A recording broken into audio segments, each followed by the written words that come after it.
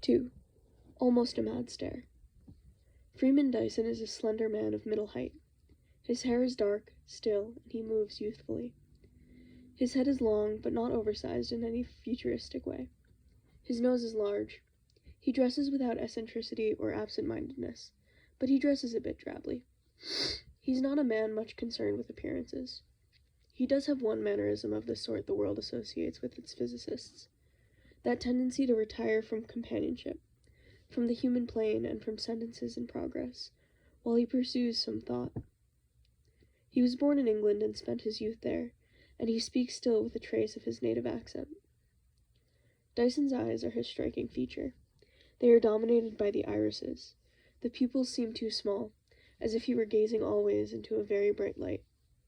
His eyes are large, gray, and steady, and he holds them wide open.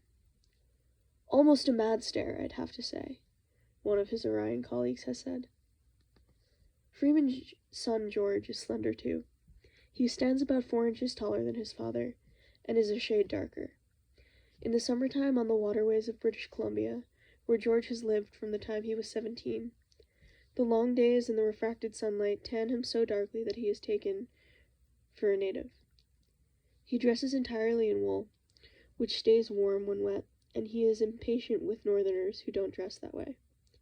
His taste, or his necessity, runs to long woolen underwear, baggy oft-patched wool trousers, ragged wool sweaters, and wool watch caps. He often goes barefoot. His hair is moderately long and it hangs scraggly in the rain. He is in his early 20s, and his beard is still sparse.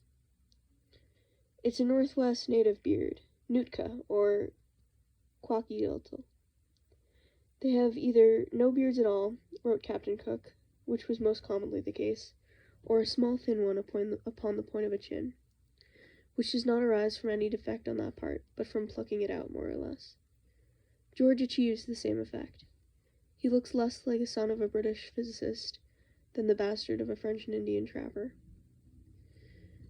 But under the beard, the long hair, and the tan, George bears strong resemblance to his father.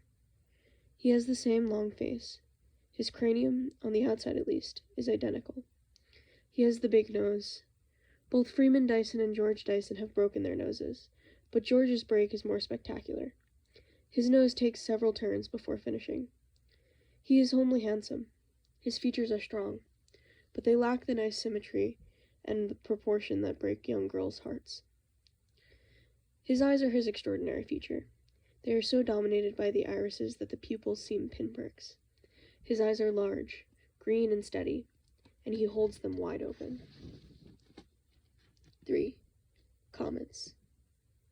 First, I have to clear away a few popular misconceptions about space as a habitat. Said Freeman Dyson, lecturing in London in 1972. It is generally considered that planets are important. Except for Earth, they are not. Mars is waterless, and the others are, for various reasons, basically inhospitable to man. It is generally considered that beyond the Sun's family of planets, there is absolute emptiness extending for light years, until you come to another star.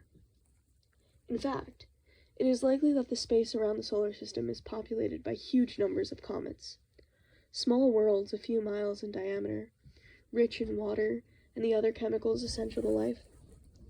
We see one of these comets only when it happens to suffer a random perturbation of its orbit which sends it plunging close to the Sun. It seems that roughly 1 comet per year is captured into the region near the Sun, where it eventually evaporates and disintegrates. If we assume that the supply of distant comets is sufficient to sustain this process over the thousands of millions of years that the solar system has existed, then the total populations of comets loosely attached to the Sun must be numbered in the thousands of millions. The combined surface area of those comets is then 1,000 or 10,000 times that of Earth. I conclude from these facts that comets, not planets, are the major potential habitat of life in space. If it were true that other stars have as many comets as the Sun, then it would follow that comets pervade our entire galaxy. We have no evidence either supporting or contradicting this hypothesis. If true, it implies that our galaxy is a much friendlier place for interstellar travelers than is popularly supposed to be. The average distance between habitable oases in the desert of space is not measured in light years, but is in the order of a light day or less.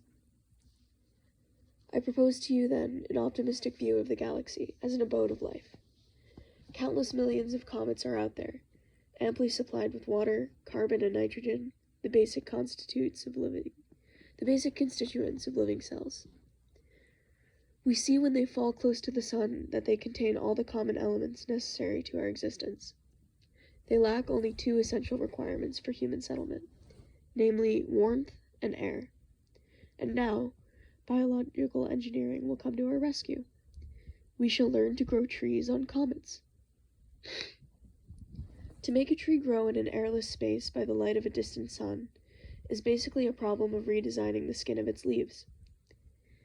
In every organism, the skin is the crucial part which must be most delicately tailored to the demands of the environment. The skin of a leaf in space must satisfy four requirements. It must be opaque to far ultraviolet radiation, to protect the vital tissues from radiation damage. It must be impervious to water. It must transmit visible light to the organs of photosynthesis. It must have extremely low emissivity for far infrared radiation, so that it can limit loss of heat and keep itself from freezing. A tree whose leaves possess such a skin should be able to take root and flourish upon any comet, as near to the sun as the orbits of Jupiter and Saturn. Farther out than Saturn, the sunlight is too feeble to keep a simple leaf warm, but trees can grow at far greater distances if they provide themselves with compound leaves. A compound leaf would consist of a photosynthetic part, which is able to keep itself warm, together with a convex mirror part, which itself remains cold but focuses concentrated sunlight upon the photosynthetic part. It should be possible to program the genetic instructions of a tree to produce such leaves and orient them correctly towards the sun. Many existing plants possess structures more complicated than this. Once leaves can be made to function in space, the remaining parts of the tree, trunk, branches, and roots, do not present any great problems. The branches must not freeze, and therefore the bark must be a superior heat insulator. The roots will penetrate and gradually melt the frozen interior of the comet, and the tree will build its substance from the materials which the roots find there. The oxygen which the leaves manufacture must not be exhaled into space. Instead, it will be transported down to the roots and released into the regions where men will live and take their ease among the tree trunks. One question will remain. How high can a tree on a comet grow? The answer is surprising. On any celestial body whose diameter is of the order of 10 miles or less, the force of gravity is so weak that a tree can grow out for hundreds of miles, collecting the energy of sunlight from an area thousands of times as large as the area of the comet itself. Seen from far away, the comet will look like a small potato sprouting an immense growth of stems and foliage. When a man comes to live on the comets, he will find himself returning to the arboreal existence of his ancestors.